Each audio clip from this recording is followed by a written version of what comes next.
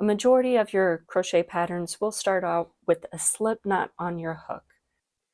So to begin with a slip knot, you take your yarn and you just make a loop, folding it over on itself. So the tail, this is what we call a tail, behind, what we're not working into. And then what works, our working yarn that goes to the ball or skein of yarn. So holding that loop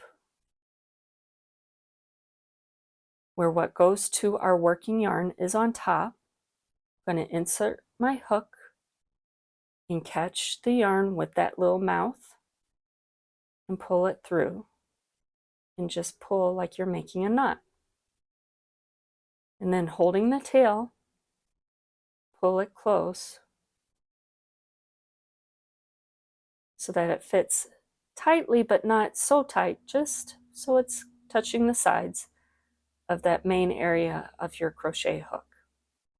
And that's how you start, with one loop on your hook.